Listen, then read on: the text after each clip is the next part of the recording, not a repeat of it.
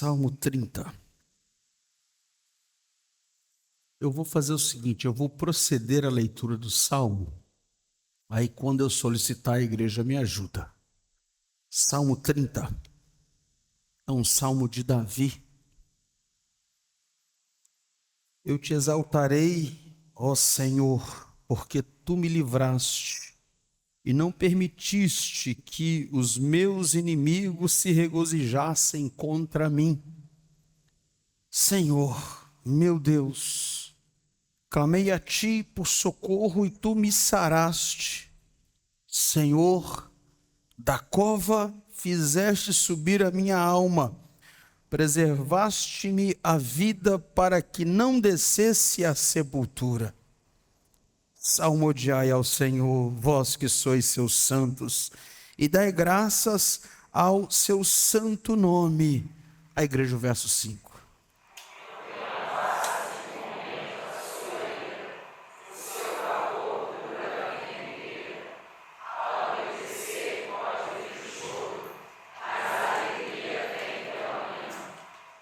Davi diz que ao anoitecer pode vir choro, mas a alegria vem pela manhã. Quanto a mim, dizia eu na minha prosperidade, jamais serei abalado. Tu, Senhor, por teu favor, fizeste permanecer forte a minha montanha. Apenas voltaste o rosto, fiquei logo conturbado.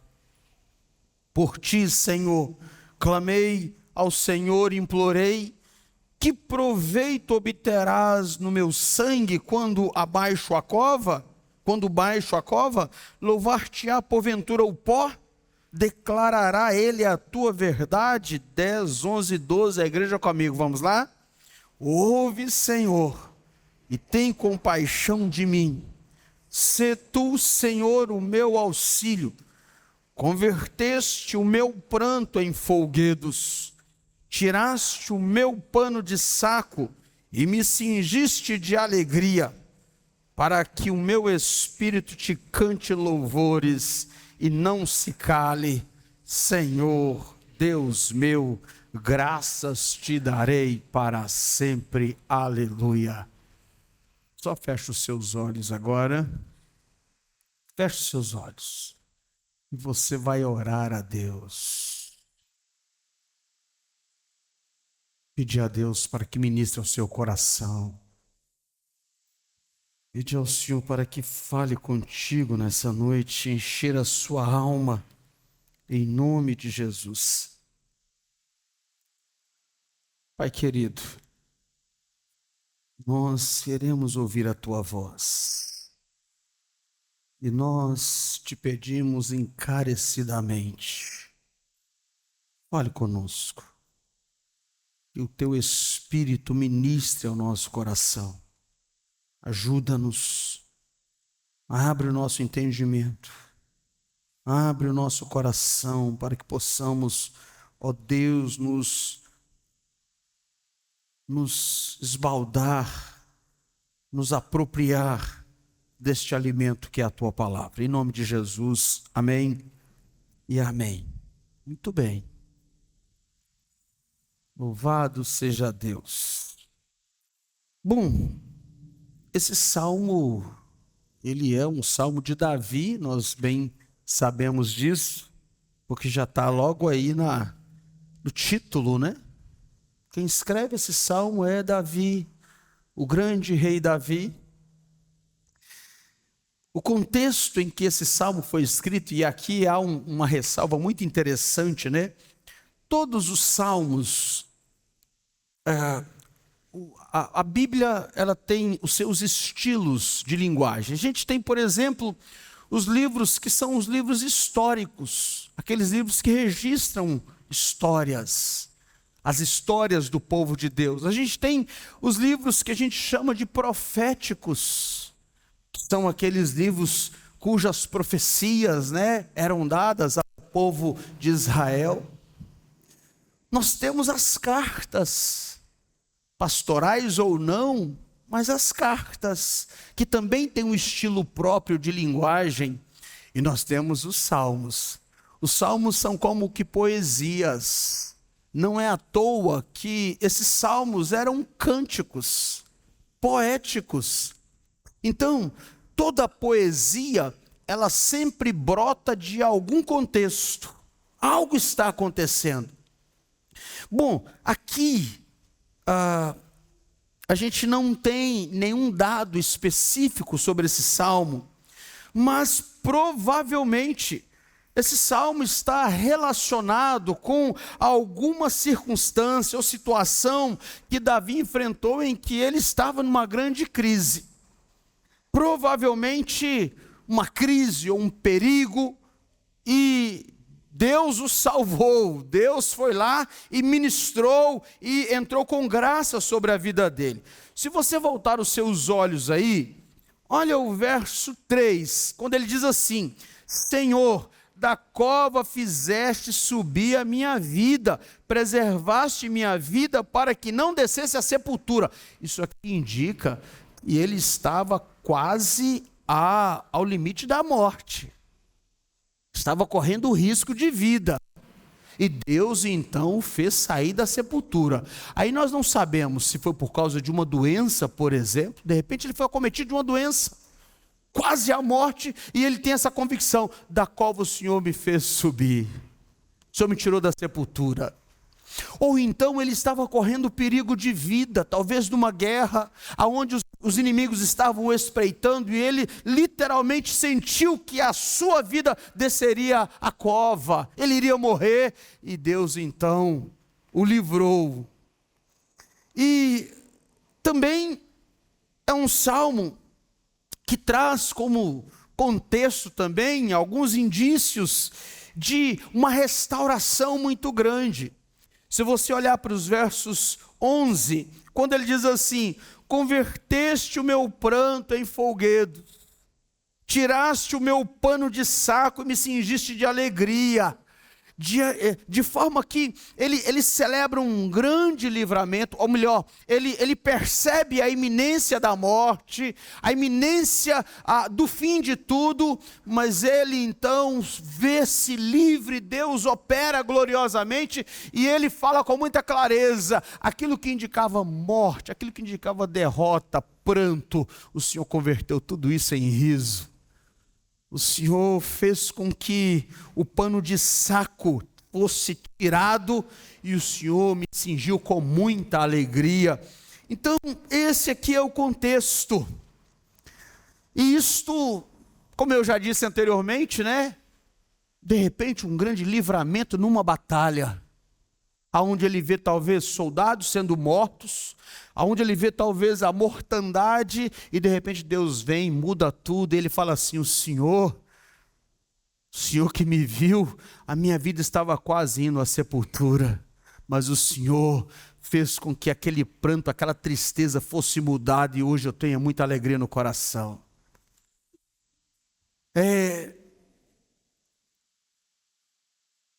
Guardadas as devidas proporções, o Deus que operou na vida de Davi é o mesmo Deus que opera hoje, amém? É o mesmo Deus.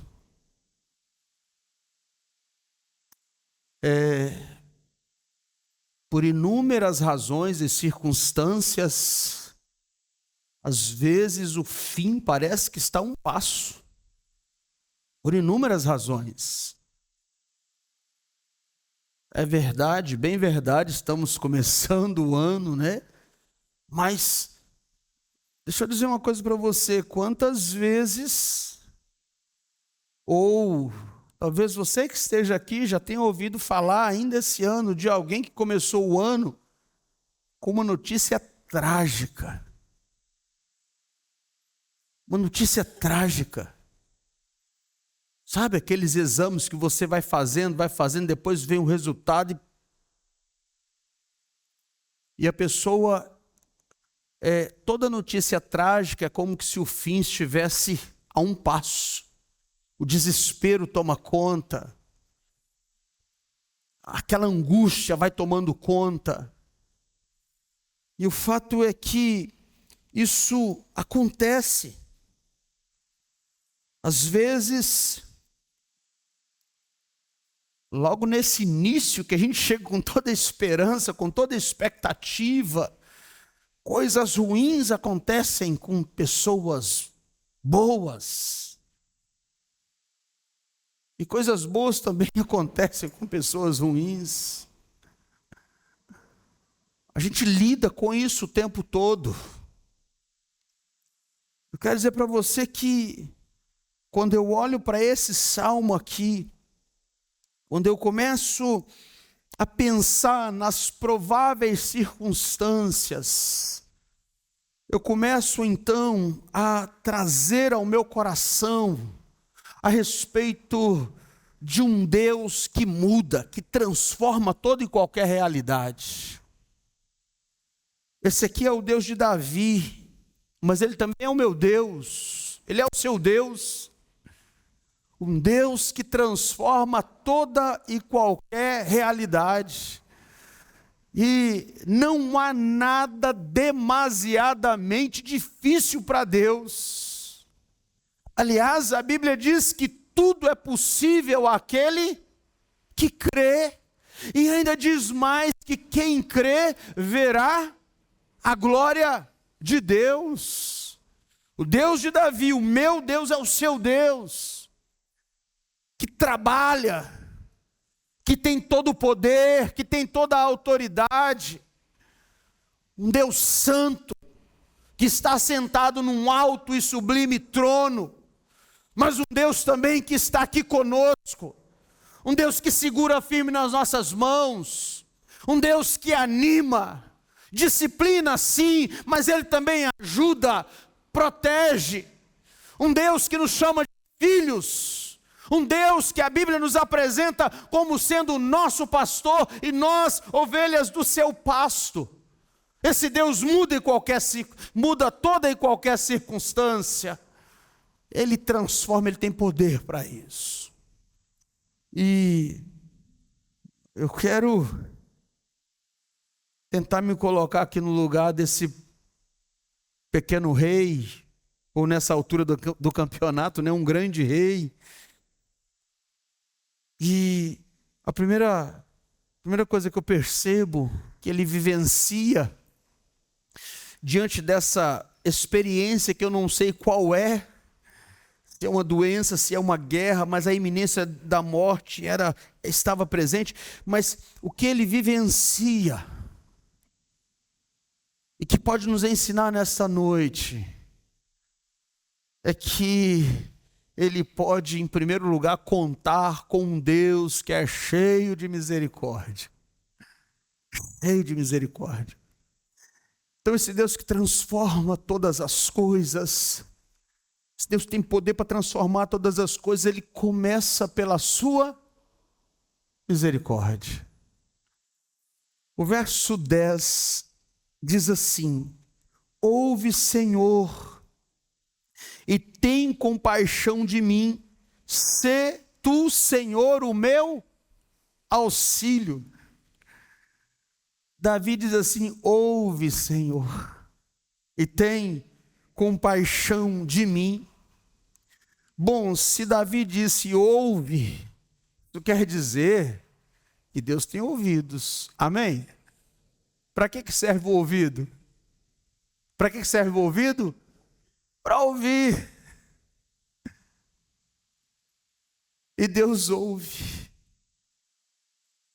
Ele não está surdo para que não possa ouvir. Muito pelo contrário. O seu ouvido está atento. Ele ouve. Ele ouviu a oração de Davi e ele ouve as nossas orações. Ele ouve o nosso clamor. Ele ouve quando nós nos inclinamos e falamos com Ele. Lá em Mateus capítulo 7, verso 7, pedi e dar-se-vos-á. Ele diz assim: buscai e acharei, batei e abrir-se-vos-á. Quem disse isso foi Jesus. Aqui a ideia é de pedir, não desistir, prosseguir, persistir, perseverar. A ideia é de você simplesmente se manter firme na convicção de que você pode colocar a sua oração nas mãos do Senhor. Ele não é surdo, mesmo que em alguns momentos pareça estar em silêncio, mesmo que pareça que Ele está demorando, a Bíblia diz que Ele ouve a nossa oração. Ele ouve as nossas orações, e Ele é misericordioso, Ele é cheio de misericórdia. Ouve, Senhor, e tem compaixão de mim, tem misericórdia de mim. Deus tem misericórdia, irmãos. E eu estava pensando nessa tal misericórdia, né? Uma forma talvez mais simples da gente entender isso é quando você está no seu direito.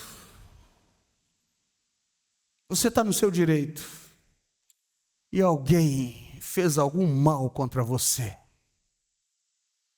E é justo você aplicar algo em relação àquele que cometeu uma falha. Estava me lembrando de uma pessoa que acabou dando um prejuízo ao seu patrão. E essa pessoa disse assim: olha, a culpa foi minha. Foi eu que não fiz o que deveria ter feito, porque é tanta coisa, a culpa foi minha. Eu vou pagar o que é devido. Só de vida eu vou pagar. Ora, é justo. Seria justo o patrão virar e falar assim: olha, eu vou dividir aqui em 5 vezes, né? O erro realmente foi seu, vou dividir. É justo, que é justo é justo. A pessoa é paga para isso, ela trabalha, é a expertise dela, ela entende daquele assunto, mas passou batido e como consequência agora tem um prejuízo, e esse prejuízo não foi do patrão, foi da pessoa. É justo. E o funcionário, entendendo isso, fala assim: olha, eu vou pagar, porque ele entendeu, o funcionário entendeu que é justo. Só que o patrão vira e fala assim: olha, realmente uma falha, mas vamos fazer o seguinte, então não erre daqui para frente, nós vamos pagar isso aí, vamos vencer isso aí, você não precisa pagar nada. O funcionário entendeu que seria justo ele pagar, mas o patrão entendeu que naquele lugar, naquele momento, o que cabia melhor era a misericórdia e não a justiça. E o que eu acho interessante, irmãos, é que o coração do funcionário se enche de alegria, de gratidão, de louvor mesmo, porque ele sabia que era justo ele ter que arcar com aquele prejuízo. Mas ao invés de ele arcar com a justiça, de lidar com a justiça, ele lida com a misericórdia. E todas as vezes que nós lidamos com a misericórdia, o nosso coração se enche. Eu quero dizer para você que talvez esse exemplo tão simples, tão simplório, mostra o quanto Deus é misericordioso para com a sua vida e para com a minha vida. O quanto Deus poderia agir na justiça, agir de forma justa, mas Ele preferiu agir na sua misericórdia. Lamentações vai dizer que essa misericórdia não tem fim, ela se renova dia a dia. Salmo 63, verso 3, porque a tua misericórdia é melhor do que a vida. Eu quero dizer para você nesta noite, queridos irmãos, se não fosse essa misericórdia, nós seríamos consumidos pelo fogo, porque é justo, é justiça, aquele que pecar morrerá, o salário do pecado é a morte, mas Ele vem a nós e nos dá a vida vida e vida em abundância.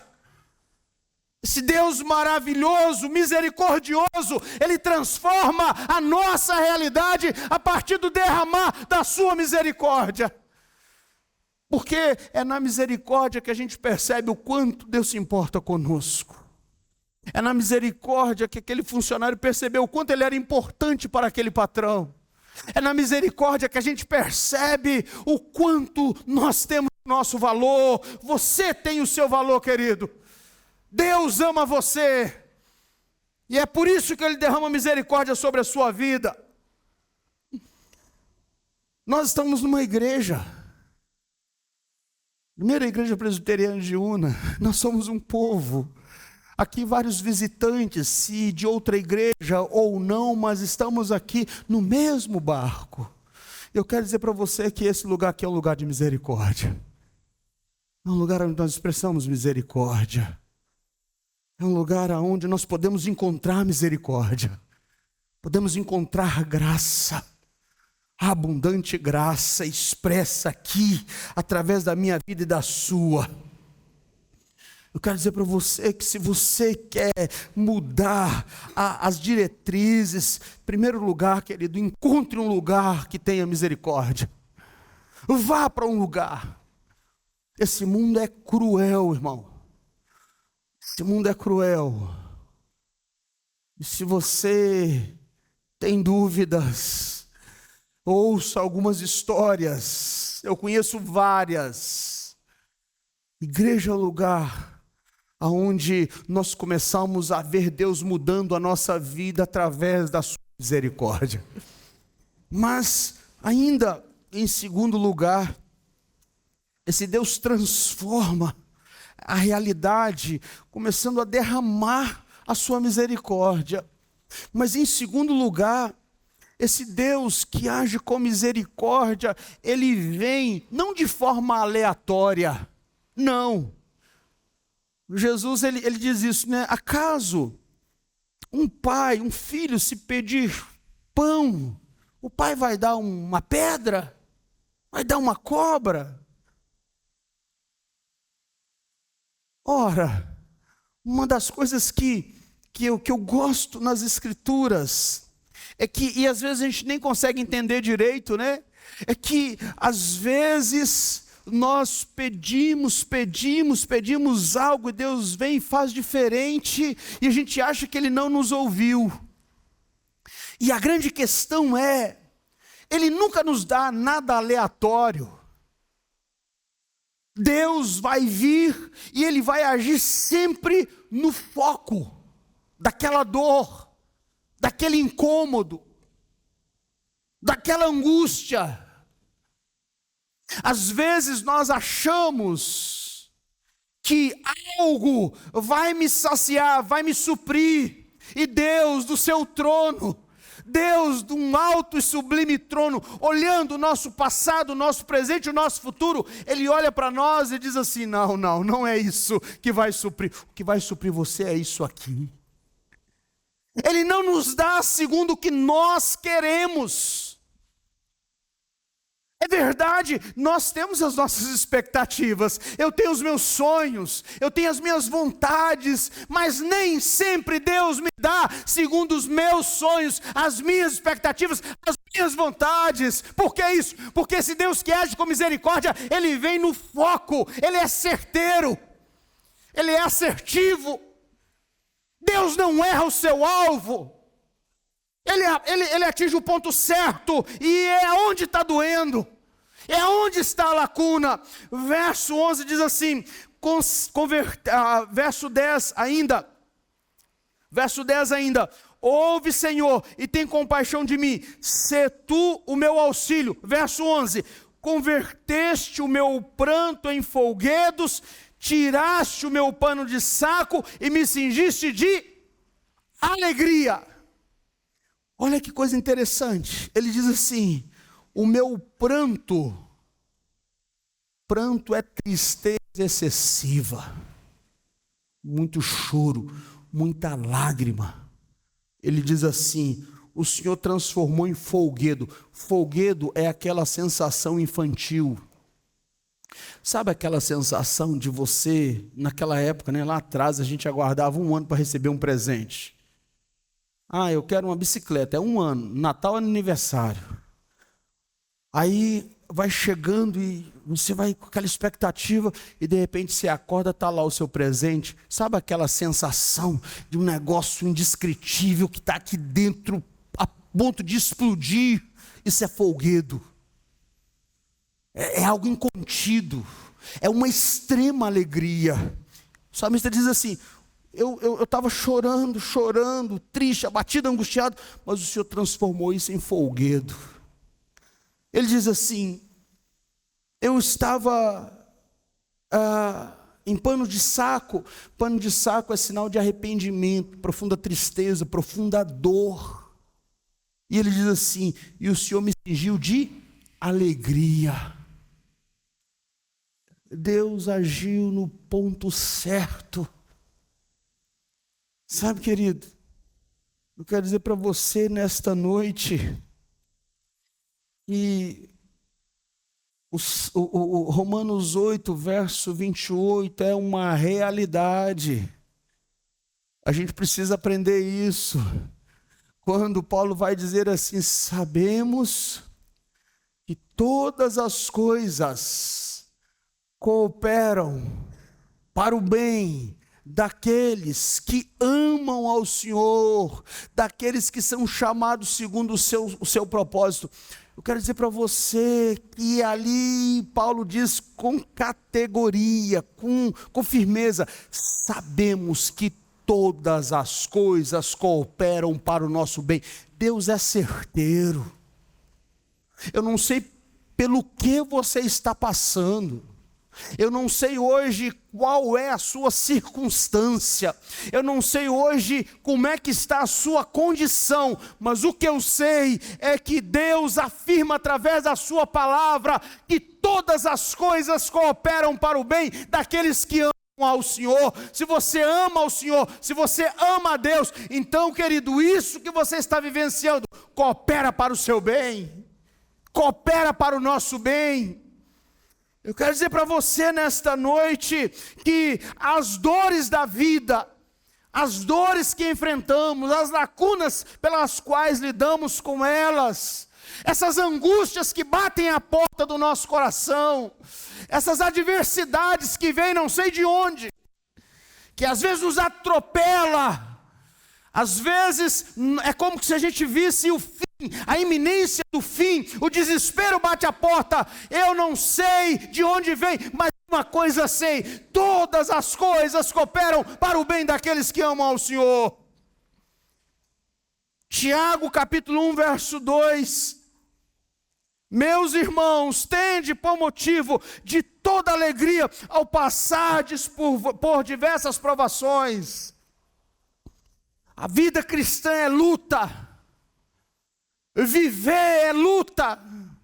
Se você está lutando, está enfrentando adversidade, é porque você está vivo. E se você está vivo, é porque Deus, querido, está te dando uma oportunidade de ser o seu Deus, de ser o seu amparo, de ser a sua torre forte. Deus está te dando uma oportunidade de você chamá-lo de pai, de você ter um relacionamento de filho para com Ele. Deus está dando a você a oportunidade. E irmão, não há nada mais consolador do que quando o bálsamo chega no momento em que tudo parece que está pegando fogo. É aquela mesma sensação do copo d'água, quando você está com a extrema sede. É bálsamo, é refrigério. Sabe como que Deus transforma a nossa realidade? Quando Ele derrama a sua misericórdia, é quando Ele vem e age no ponto certo da dor, da angústia. Por que Ele faz isso? Filho, porque Ele conhece você, Ele conhece a mim, Ele sabe quem você é. Se tem uma coisa que nós precisamos entender, é que Deus conhece toda a nossa estrutura. Ele sabe que a gente não é tão forte assim. Ele sabe que a gente não é tão santo assim. Ele sabe que nós somos pó, frágeis. Ele sabe que nós, queridos irmãos, não temos a nossa autonomia. Autonomia é quando nós somos regidos pelas nossas próprias leis. E quando nós agimos assim, a nossa direção é nos afastar do Senhor.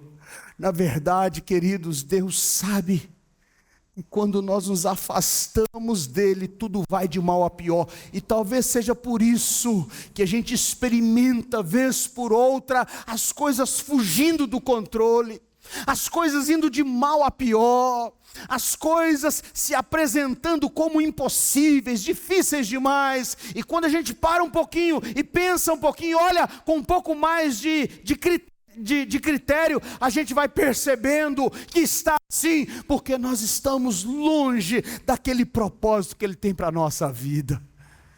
E aí, irmão, a gente lida com Deus que nos dá a oportunidade de voltar, aquele que chama de volta. Eu quero dizer para você nessa noite, que sim, Deus, Ele é sensível a sua dor, Ele é sensível. Ele não é aquele Deus sádico, aquele Deus grego que castiga por prazer, não, muito pelo contrário. Deus, querido, quando nós choramos, Ele chora junto. Deus não tem prazer no nosso sofrimento, muito pelo contrário.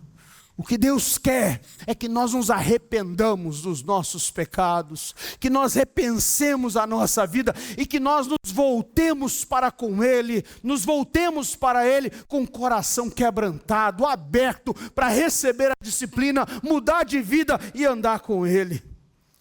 Em terceiro e último lugar, esse Deus maravilhoso que transforma toda e qualquer realidade, começando pela sua misericórdia aplicada a nós.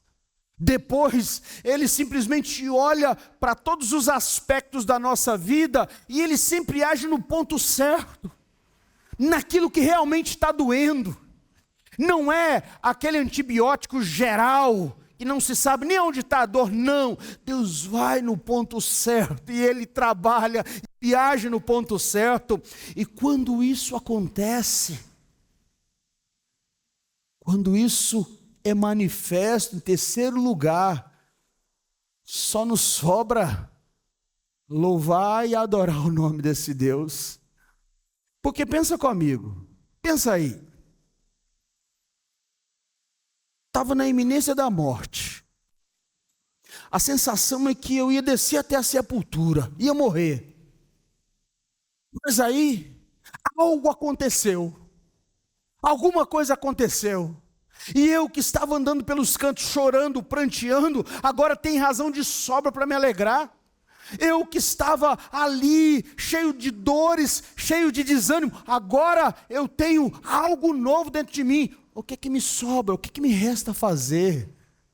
Adorar, exaltar.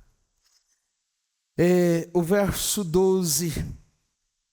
diz exatamente assim, verso 11, converteste o meu pranto em folguedos, tiraste o meu pano de saco e me cingiste de alegria. E ele diz assim, para que o meu espírito te cante louvores e não se cale. Esse Deus maravilhoso conhece você, e a despeito de você não merecer, a despeito de eu não merecer, Ele com misericórdia, vem no foco da minha dor. O que eu posso fazer mais? Eu não posso fazer outra coisa a não ser adorar o nome desse Deus, louvar o seu nome. O louvor, irmão, é uma forma de expressar a gratidão por tudo que Ele fez pela minha vida. Eu acho estranho, muito estranho, né? As pessoas, elas serem abençoadas, elas obterem as suas conquistas, avançarem em todas as áreas da vida, e de repente simplesmente falar assim: eu não tenho tempo para ir à igreja. Isso para mim é estranho. Eu acho estranho demais quando nós percebemos as digitais de Deus em tantas coisas da nossa vida, as intervenções em tantas vezes na nossa vida, e nós não termos tempo para Deus, irmãos. Eu não consigo assimilar o fato da pessoa ter dias e dias para lidar com as suas coisas e não reservar o tempo devido para a adoração a esse Deus. Olha para você, olha para a sua história, olha quanta coisa Deus tem dado a você, quanta coisa Deus tem entregado nas suas mãos, quantas bênçãos têm sido derramadas na sua vida. E você não é capaz de reconhecer isso, adorando, devolvendo a Deus a glória, devolvendo a Deus em forma de louvor, de gratidão pelo seu cuidado imenso para com a sua vida. Ah, meus irmãos, 1 Tessalonicenses 5,18 diz assim: dai graças em tudo, porque esta é a vontade de Deus em Cristo Jesus para convosco. Em tudo nós temos que dar graças, agradecer a Deus. Em tudo, querido, nós precisamos aprender a externalizar a nossa gratidão. Se está chovendo, querido, agradeça a Deus pela chuva. Se está fazendo sol, agradeça a Deus pelo sol. Agradeça. Se está difícil, agradeça. Agradeça. Sábado, a gente estava indo para Piaçu. Eu até já falei, eu não sei se eu já falei isso aqui, eu amo carro. E eu não gosto de andar em carro sujo. E aí, meu carro estava sujo no sábado, eu pensei assim: se eu lavar, nós vamos sair para Piaçu, vai sujar. Aí eu pensei, mas se eu não lavar e não chover, eu vou chegar lá muito chateado, porque eu não gosto de carro sujo. E você me vê na rua, se meu carro estiver sujo, pode saber que eu estou chateado, que eu não gosto. Aí pensei assim: eu acho que eu vou sofrer menos se eu investir um tempo aqui lavando esse carro, e se no meio do caminho chover, pode ser que ele vai chegar lá sujo e tal, mas eu vou sofrer menos assim do que não lavar esse carro e chegar lá e esse carro está sujo. O que eu fiz? Passei a mão na bucha e fui lavar o carro. Lavei, e realmente não choveu o dia inteiro. Aí a gente estava indo. Quando chegamos ali na 262, foi até bonito, né? Porque a chuva estava vindo assim de forma lateral, não de frente, mas lateral assim, estava vindo. Aquela coisa linda, maravilhosa. E a primeira coisa que eu pensei, mas aí eu não falei nada não, viu? Eu só pensei, irmão, presta atenção, a gente peca por palavra, por pensamento e por obra, tá certo? Quando veio a chuva eu só pensei, lavei meu carro. Mas para tentar me redimir, aí é uma luta pessoal, né? Para tentar me redimir, eu falei assim com a Adriana: mas olha que linda essa chuva, né? Olha que chuva linda. Olha como é bonita essa chuva vindo, né? E para tentar me redimir ainda mais, eu falei assim com ela: realmente, quando a chuva vem, as plantações, o nosso café, a riqueza floresce, ou não é assim? Não é? Então, é verdade, causa alguns transtornos, porque, por exemplo, na roça, hoje eu fui para a roça, nossa, muito barro, e se tivesse chovido essa noite passada, não teria conseguido eu não conseguiria chegar lá. Mas eu fui tentando amenizar um pouco essa luta pessoal. Agora pare e pense você, quantas vezes essa luta não é travada e a gente simplesmente reclama, murmura. Irmão, a chuva é bênção ou não? É bênção. É bênção. Mas quantas vezes a gente pega essa bênção e a tem como uma coisa ruim? Não. Aliás, se você for olhar na história bíblica, você vai ver que a chuva está muito relacionada à aprovação de Deus, à bênção sendo retornada ao povo, Deus abençoando novamente. Deixa eu dizer para você, eu quero nesta noite,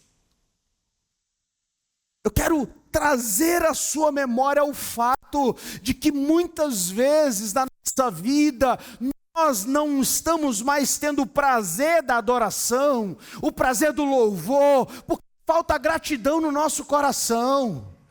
Falta gratidão. Quando falta gratidão, não tem louvor, não tem adoração. Quando o nosso coração não tem razão, ou a gente não enxerga a mão de Deus, o poder de Deus, quando a gente não enxerga as benevolências do Senhor, não tem razão para adorar, não encontra razão para adorar o seu nome, e não pode ser assim, querido. Não podemos ser assim. Nós não podemos pegar as maiores bênçãos que Ele nos deu e transformar essas bênçãos em maldição. Não, de forma nenhuma. Nós precisamos entender que esse Deus, Ele sempre vem na hora certa, na medida certa, para atingir aquele alvo que precisa ser atingido. E muitas vezes Ele nos quebranta assim. Muitas vezes Ele nos faz entender esse amor incondicional. Muitas vezes Ele, se necessário, nos lança no chão, no pó, para que a gente possa ver o quanto nós precisamos dEle, querido. Ei, irmão, às vezes o que Deus quer é abrir os nossos olhos. O que Deus quer é chamar a nossa atenção. Porque ao invés de cantar, de adorar, a gente só está reclamando. A gente acabou um ano agora, estamos começando mais um, e a gente começa reclamando. O ano passado, dezembro, muito cansado. Pastor, estou muito cansado, e eu também. Muito cansado, exausto. Aí passou o ano. Agora a gente está começando o ano, e a reclamação continua, murmuração. Não, querido, vamos dar um basta. Vamos começar agradecendo a Deus. Agradecendo, Deus, obrigado. Deus, eu posso não estar entendendo isso aqui agora. Eu posso não estar compreendendo isso aqui agora. Mas eu te agradeço. Eu te agradeço porque eu sei que de alguma forma isso aqui está contribuindo para o meu bem, isso aqui, como diz a tua palavra, está contribuindo para o meu crescimento, porque eu estou convicto que eu amo o Senhor. O Senhor é o meu Deus, o Senhor é a razão da minha vida. Ei, irmão, eu quero encerrar aqui nessa noite dizendo a você que verdadeiramente esse Deus em quem nós cremos, nós podemos confiar nele. Nós podemos confiar na sua misericórdia. Nós podemos confiar na sua sabedoria. Ele sabe o que está fazendo. E nós temos que imprimir isso no nosso coração. Tem que ter um canto de louvor nos nossos lábios. E nós não podemos nos calar. Amém? Você não pode se calar. O salmista diz assim: para que o meu espírito te cante louvores e não se cale, Senhor Deus meu, graças te darei para sempre. Sabe o que é isso? É fruto de alguém que recebeu misericórdia de Deus. é fruto de alguém que experimentou Deus vindo e agindo no foco certo. Isso aqui, querido, é fruto de alguém que quer agora só adorar e exaltar o nome desse Deus, porque confia naquilo que Deus faz. Eu pergunto a você, você confia naquilo que Deus faz? Você confia? Você entende quando Deus está fazendo? Você é um daqueles que espera em Deus? Porque se a resposta for negativa, então você precisa aprender isso. E se a resposta for positiva, você precisa continuar perseverando nisso. Eu encerro dizendo a você que sim, a gente tem muita coisa pela frente. Eu gostaria muito de dizer que esse ano vai ser um ano só de vitória, só de alegria, mas não. Provavelmente enfrentaremos os nossos reveses, provavelmente nós choraremos, provavelmente nós passaremos por momentos e circunstâncias em que nós nos veremos frágeis e estaremos fragilizados. Provavelmente experimentaremos aquela sensação de quase fim. Mas a palavra boa para nós aqui nessa noite, querido, que isso tudo está no campo da probabilidade. Se vai acontecer ou não, eu não sei, mas de uma coisa eu sei: esse Deus maravilhoso é o Deus que transforma toda e qualquer realidade. Amém? Então o que você precisa é confiar. Entrega o teu caminho, confia, e o mais Ele fará. Ponha-se de pé. E nós vamos orar. E nós vamos pedir a Deus: Senhor, me ajuda. Me ajuda. A verdade é que o que Deus fez na vida de Davi é o que Deus pode fazer também na minha e na sua vida. A única coisa que a gente precisa é clamar por socorro.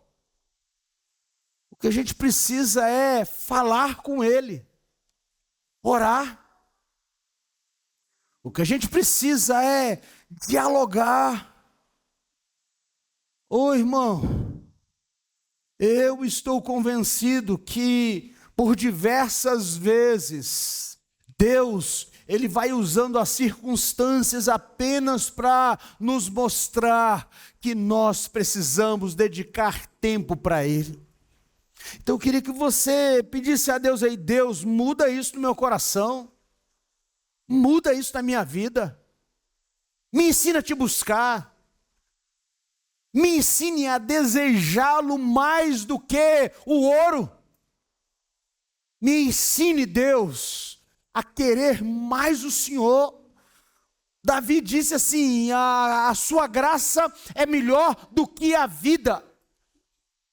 Me ensine a amar a sua presença, me ensine a depender mais de ti, me ensine a ter um coração mais quebrantado, mais confiado no Senhor.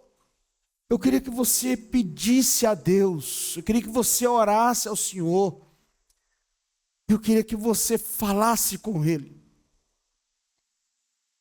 Você mesmo tivesse a oportunidade de dizer a Deus: Deus, eu não sou tão forte quanto as pessoas imaginam. Verdade é que eu preciso de Ti, Pai. As pessoas não sabem o que está se passando dentro do seu coração. Ninguém sabe o que você está vivenciando agora. Ninguém conhece as suas dores, as suas dúvidas. Mas Deus conhece todas elas. Deus conhece as suas angústias. Deus conhece os seus temores, os seus medos. Deus conhece as suas fraquezas. E Ele é o Deus misericordioso. O Deus que vem como chuva fresca. E Ele vem e molha essa terra seca, trazendo bálsamo para o seu coração. E é a Ele que nós clamamos nessa noite. Aleluia, aleluia. Tua é a força, Senhor. Tua é a glória, Senhor. Tua é a majestade, Senhor. Oh, meu Deus, como disse o próprio Davi, levanta-te, Senhor, e vem ao nosso socorro. Nesta noite aqui, Deus, corações quebrados, quebrantados. Aqui nesta noite, Senhor, homens, mulheres, vivenciando, oh Deus, talvez circunstâncias por demais difíceis. Mas nós não confiamos apenas na Tua justiça, nós também confiamos na Tua misericórdia. Venha, Senhor, desça como chuva fresca, alegra esse coração agora em nome de Jesus.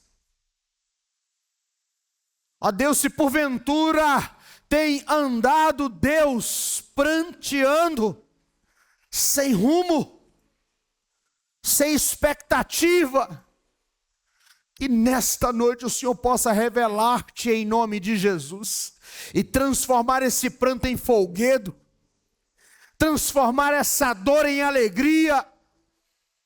Ó Deus, tira essa tristeza insistente da alma, em nome de Jesus. Remove, Deus, essa angústia constante. Ó Deus, que o teu bálsamo possa encontrá-lo no meio dessa pequena grande multidão. Eu estou vendo no atacado, mas o Senhor agora está vendo na individualidade. O Senhor é aquele que enxerga, que vê, que trata. O Senhor sabe o nome, Pai. O Senhor sabe quem é Deus. E nesta noite o Senhor trouxe para mostrar que o Senhor está no controle. O Senhor é o Deus de Davi, mas é também o nosso Deus que transforma a nossa realidade, Pai. Supre, Deus, levanta, Deus, converte, Deus, muda essa história em nome de Jesus. Haja com misericórdia, para a glória do teu santo nome te oramos. Amém e amém. Louvado seja Deus. Amém.